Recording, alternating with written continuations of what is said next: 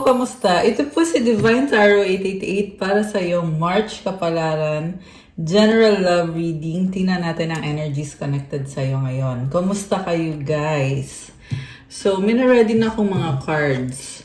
First card is baggage. Emotional baggage can weigh down relationships, unpack it. Hindi pa kayo nakakapag-usap nitong taong to kaya sinasabing merong emotional baggage. Roles can be reversed. Pwedeng siya yung umaasa, pwedeng ikaw. Mabigat to para sa taong to na to the point na nagiging emotional siya. Okay? So, walang gender dito. Pwede to sa babae o sa lalaki. At general po yung reading kaya pwedeng mag-resonate sa'yo, pwede din namang hindi. Okay? So, pag hindi naman po nag-resonate, huwag nyo na pong ipilit. Next card is long distance. Love knows no distance. It transcends time and space. So, nalalayuan ka or siya yung nalalayuan sa'yo. And, alam mo, kahit magkalayo kayo, sinasabi dito na hindi nagbago yung nararamdaman niya para sa'yo. Sobra ka pa rin mahalaga para sa kanya, Leo. For some of you guys, gusto niyo mag-travel para makita ka, makausap ka, at more on, gusto ko lang niya talagang makita at makasama. Right path, love is a beautiful journey and you're on the right path. Tinalikuran mo pala siya at sinasabi dito, tama yung ginawa mong pagtalikod. Kasi journey to eh. Ibig sabihin, at some point, minahal mo siya, pero this time, kailangan mo nang iwanan. Kailangan mo nang talikuran. Friendship, this connection is based on friendship. It may never develop into romance. So, may posibilidad na maging friends kayo, pero mukhang hindi na to magre-level up kasi the damage has been done. So, hindi na pwedeng magkunyari. Kasi nga, nasaktan ka nitong taong to. And I feel like this is a third-party situation. Kaya talagang tinalikuran mo at andun yung feeling na parang wala ng chance. Kasi may panglulokong nangyayari. Romantic feelings, your feelings are real and worth exploring. Soulmate, yes, this is your soulmate. Alam mo, napakalakas ng attraction sa inyo. Kasi soulmate mo tong taong to. Hindi mo ma-explain pero you feel connected to this person kahit na feeling mo na magkaiba kayo ng ugali or may something sa kanya na ayaw mo pero for some reason you feel like kilala mo na siya or you feel like komportable ka sa kanya. And yung magkakalayo dito, malalim pa rin yung nararamdaman niya eh. Kahit hindi niyo siya kasama at hindi niyo siya nakikita. Release your ex. The time has come to clear your energy. So ito na nga yung pagtalikod mo kasi gusto mo nang magkaroon ng bagong simula. Ginaguide ka ng mga angels mo. At sinasabi nila sa'yo na kailangan prioritize mo yung sarili mo ngayon at kailangan piliin mo yung tamang landas kung ano yung makakabuti para sa'yo. You deserve love. You are lovable. So, kaya friendship na lang yung pwede mong i-offer sa taong to kasi naghanap ka ng totoong love. Alam mo sa sarili mo na deserve mo ng totoong love. And I just saw 333 angel numbers on the screen. Oh my gosh, ayan. Grabe, may mga synchronicities. Passion, allow your heart and soul to sing with joy. So again, yung nakita ko dito is attraction. Forgiving and learning. Oh, by the way, namimiss ka nitong taong to. And nagiging emotional siya kasi hindi ka na niya makasama or magkalayo na kayo. Meron na ngang long distance. Forgiving and learning, as you release and heal the past, you experience more love in your present moments. So mukhang pinapatawad mo siya ngayon. And kaya mo yan nararamdaman kasi hinihil nga kasi yung sitwasyon. So hindi porket pinatawad mo yung tao, ibig sabihin ay pwede ka nang magtiwala ulit. Magkaiba naman kasi yon. So yung pagpapatawad na pwede mong gawin is, kumbaga, para din naman sa'yo yan. At parang sinasabi mo dito na 444 angel numbers on the screen. Oh my gosh. Every time na tumingin ako sa timer ko, merong mga angel numbers. So anyway, I was talking about forgiveness na pwede mo siyang patawarin. Kasi, syempre si God nga nagpapatawad, di ba? Yung tao pa kaya. Kasi natural lang naman na magkamali. Hindi naman siya perfect. Wala naman talagang taong perfect. Pero, ayun, kailangan mo ding matuto ng mga lessons mo. At the same time, pwede mo siyang patawarin. And kasi pag pinatawad mo siya, maghihil ka din. So, surrender it to God and hindi ka naman papabayaan ni God. Okay? Kasi mukhang traumatic yung pinagdaanan mo dito eh. Kaya merong baggage, merong release your ex. So, yung pain na ginawa niya sa'yo, hindi rin basta-basta. Kaya mahirap magpatawad. Pero sa dulo, nakikita ko pa rin na meron ngang kapatawaran. Kasi tingnan mo to, oh. Ayan, oh, nag-handshake na, di ba? So, parang sinasabi nyo na tanggap nyo na kahit nagkamali siya sa'yo, tanggap nyo pa rin siya bilang tao. Kasi deserve niya pa rin na magkaroon ng chance ulit. Hindi ng chance para lokohin ka, but ng chance para maging kaibigan. Okay. Heart-to-heart conversations, honestly discuss your feelings with each other. So, pwedeng matagal na kayo hindi nag-usap nitong taong to. Pero ngayon, andito yung opportunity na magkaroon ng heart-to-heart conversations.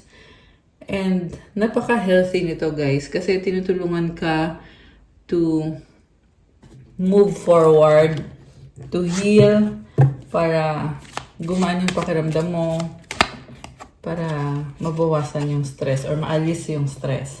Attraction, you attract romantic love by enjoying this moment fully.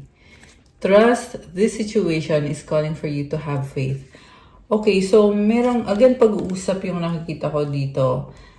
And nagtatry kang magtiwala sa kanya kahit alam mo na nga yung ginawa nito sa past na sinaktan ka niya. Past life relationship, you have known each other before. So again, andun yung recognition or yung feeling na kilala mo na siya, komportable ka sa kanya, at magaan yung pakiramdam mo. Okay? So, gusto kong tingnan from the tarot. Okay, wait. Gamitin ko muna yung mga oracle cards ko. Kasi gusto kong malaman yung mensahe niya para sa'yo. Anong mensahe ang gustong iparating nitong person na to? Our love will never cease to exist. So, sinasabi niya na kahit tumanda na kayo, kahit hindi kayo magkatuluyan, mamahalin ka pa rin niya. I love you to the moon and back 1,000,000 times. Oh my gosh, grabe. So, mukhang malalim nga yung pagmamahal nitong taong ito. Kasi to the moon and back 1,000,000 times pa talaga. I dream about the future with you. So, pinapangarap ka niya. Marami siyang gusto mangyari sa buhay ninyo. I can't, not right now. Time will tell. So, yung iba sa inyo guys, umiiwas itong taong to. At ang gusto niya kasi mangyari is bumalik sa dati. Kung kailan wala pang problema, walang misunderstanding, walang pag-aaway. Pero actually, kung tutuusin, imposibleng mangyari yon, di ba? Kaya nga siya umiiwas na lang. So, this is an avoidant person. Kaya siya avoidant kasi ayaw niyang harapin yung emosyon niya, ayaw niyang maging vulnerable. Kasi mas mahalaga sa kanya yung ego niya. Mas mahalaga na may control siya, tama siya yung masusunod. Yun yung pinili nitong taong to. Kesa buksan yung puso niya, mas gusto niyang mag-isa na lang siya. So, I feel like you're also getting mixed signals from this person kasi gusto niya makipag-usap sa'yo. At the same time, ayaw din niya mag-open up. Ayaw niya maging vulnerable. Do you love me the way I love you? Okay? So, mahal ka niya at parang sinisisi ka pa nitong taong to na hindi mo daw siya mahal. Pero ang totoo niyan, kaya ka nagbago kasi nga niloko ka nga nitong taong to. I want to fall asleep next to you. Gusto ka niya makasama, makadate, spend time with you. You are the light at the end of my tunnel. So, kaya siya ganyan sa'yo kasi ikaw yung nagbibigay ng pag-asa sa kanya na para maging masaya yung buhay niya. Okay? Pero kasi, dapat kasi masaya siya. Andyan ka man o wala. Kasi dapat yung matutunan na maging independent at maging strong. Can you hear me whisper your name? I dream about you at night. Ayan. Napapanaginipan ka niya, mukhang minamanifest ka nitong person na to. So, tingnan natin from the tarot cards. Ayan. So, ano pa ba mga energies connected sa inyo nitong person na ito? Wait lang. Shuffle ko pa. Na-shuffle ko na to kanina, pero dagdagan natin, guys.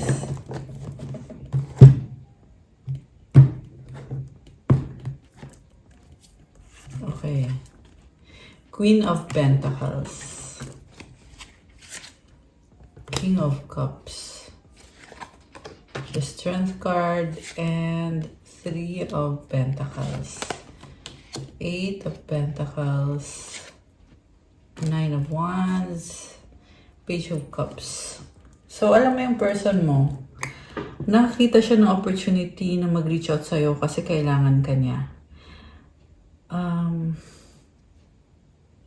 Maparaan siya, very practical and independent. Pero yung problem lang sa kanya, tinatago niya yung emosyon niya. Nagkukunyari siyang matapang or nagkukunyari siya na strong siya, kaya niya yan. Kunyari, priority niya yung trabaho. Pero ang totoo, mahal ka niya, gusto ka niya makasama ngayon, makausap. Also, mukhang merong third party dito, guys. Kasi, sabi dito, ayun, 3 of Pentacles. So, hindi buo yung pagmamahal na binibigay niya sa'yo ngayon. Nag-uusap man kayo, hindi. Yung pinapakita niya is partnership, hindi relationship. So, magkaiba kasi yun eh. Kasi pag partnership, tinutulungan niyo isa't isa, pero nahihirapan siyang sabihin or aminin yung emosyon niya, nararamdaman niya. So, sa recent past, marami na itong pinagdaanan at pagod na siya sa buhay. Well, yan ang sabi dito eh. Pagod siya, exhausted, and mukhang meron siyang kadil na karmic or someone na kailangan niyang sumunod. Pwede yan sa trabaho niya or pwede yan meron siyang ex or may other person na sinusuportahan niya. With the Strength card, nagpaplano naman siya kasi ikaw nga yung gusto niya pero nakastuck siya sa sitwasyon na ito. And in the near future, sabi dito hihintayin ka niya or hihintayin niya yung panahon na kung kailan mo siya mamahalin or kung kailan mo siya matatanggap. Well, yan kasi sabi dito eh. Ibig sabihin, kahit magplano pa siya ng tungkol sa future ninyong dalawa, pero hindi yon mangyayari or hindi matutupad kasi nga nakastuck siya sa ibang sitwasyon. Pero nakikita niya na may opportunity sa inyong dalawa at two-timer yung nakikita ko dito eh, sa totoo lang. Kasi may other person, tapos gusto ka din niya. So, ipagsasabay-sabayin niya. Or, ayun na nga, pagsasabay-sabayin niya ikaw at yung other person. Remember, general reading po ito, hindi po sa lahat magre-resonate, okay? Pero yan kasi yung lumabas dito sa reading. Pero kung kayo to at resonate kayo, let me know, i-comment nyo dyan. Malungkot siya ngayon, as in, sobrang niyang lungkot kasi feeling niya hindi ka na niya ma-reach or wala na siyang access sa'yo. Luhaan, ayan o, kita mo natapon yung cups. May red na, parang blood. So, masakit talaga to para sa kanya. Malungkot siya. Okay? So, hindi mo man alam to, pero malungkot siya ngayon. Tingin niya sa'yo, masyado kang mabait. Tingin niya, soulmate kayo. And, mukhang mas bata ka sa kanya. Okay? For some of you guys. And then, mutual energies, the Queen of Swords. Andyan na naman yung third party. Nakikita ko na naman dito. So, meron yung third party dito at ito yung humahad lang. The outcome is the Ten of Wands. This is about control. Gusto niya siya yung may control pero frustrated siya kasi hindi kanya makontrol. So, yun yung pinaproblema niya ngayon, sinistress niya ngayon kasi gusto niya kasi na sumunod ka sa kanya. Pero, hindi mo yun gagawin kasi hindi ka sunod-sunuran. Nakakatawa actually kasi hoping siya na sumunod ka sa kanya kaso lang hindi eh.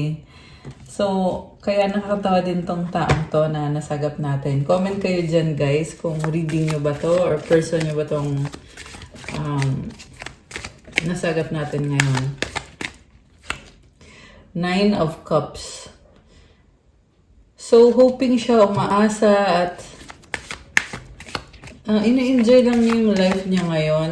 Ito yung person na in denial.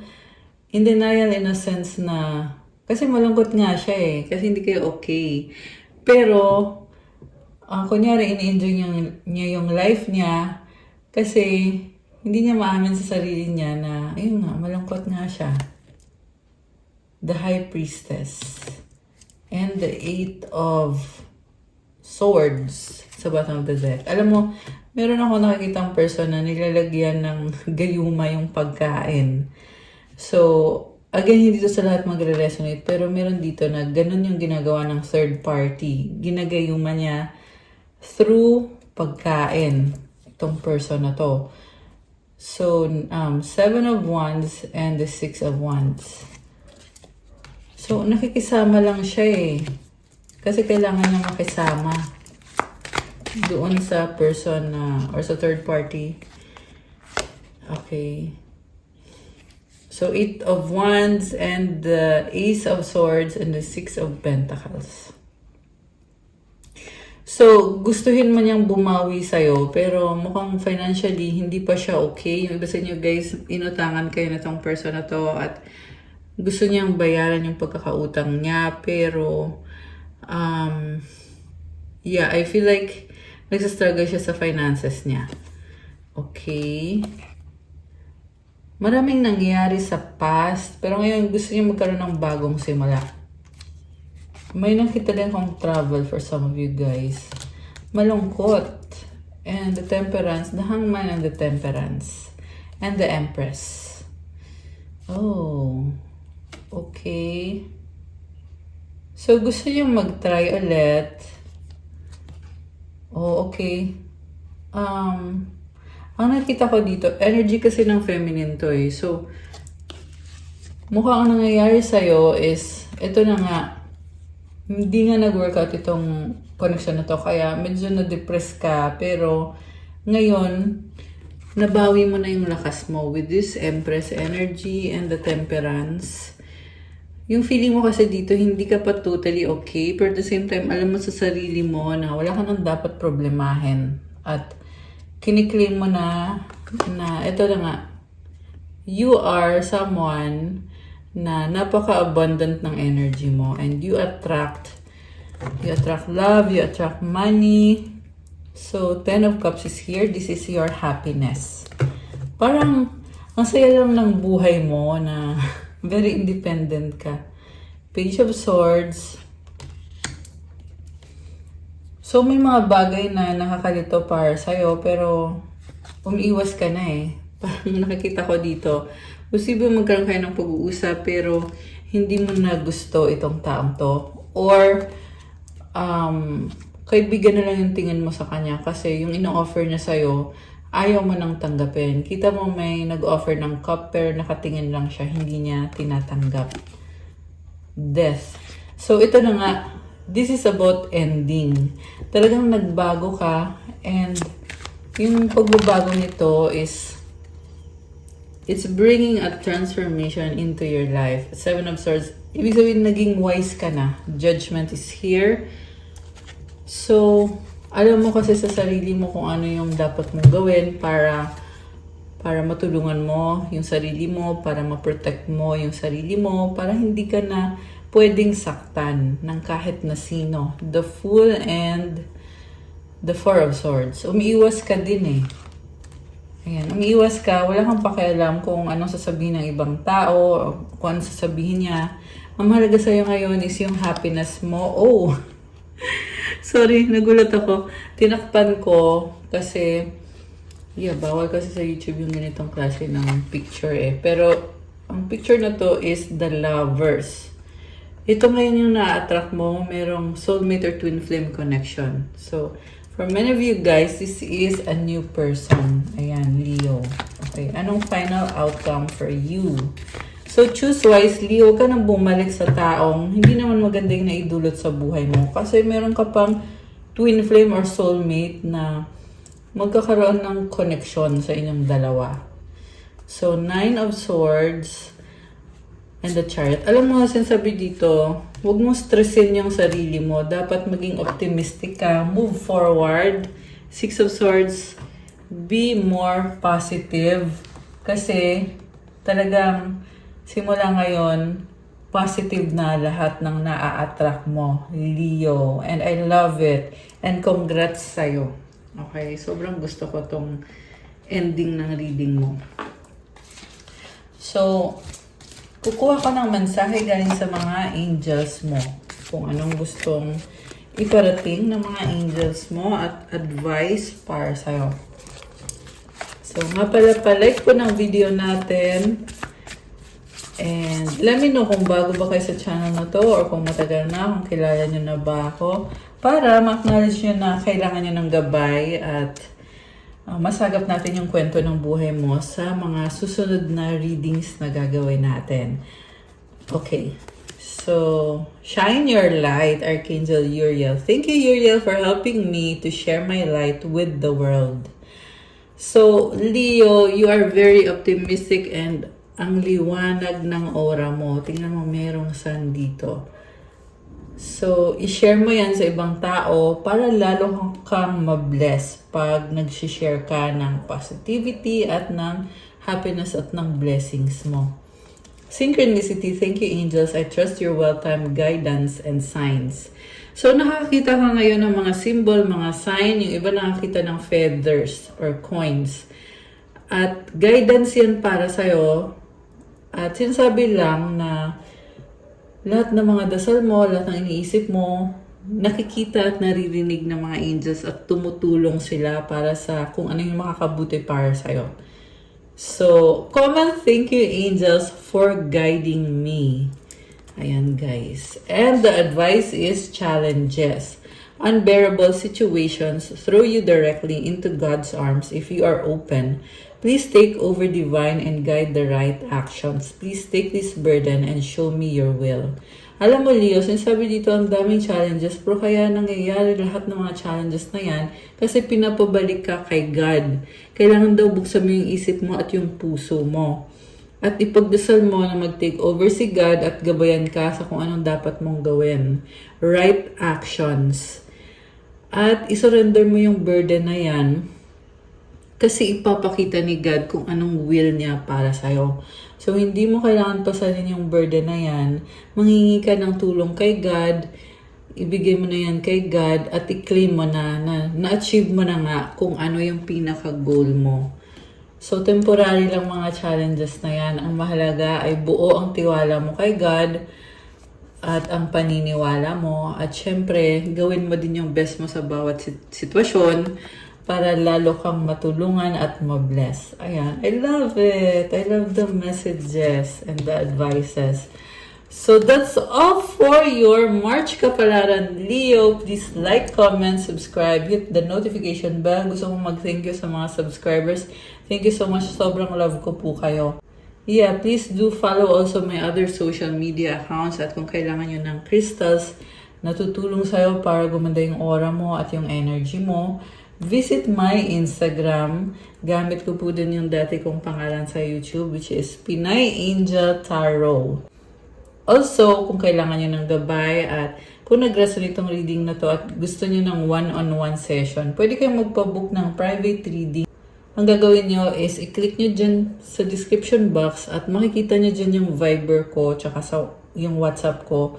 I-message nyo ko dun sa either sa Viber or sa WhatsApp. Book a reading. Ayan. Thank you again. Have a good day or night kung kailan nyo man mapanood to. I love you guys. God bless you all, Leo. Stay safe and see you again soon. Bye!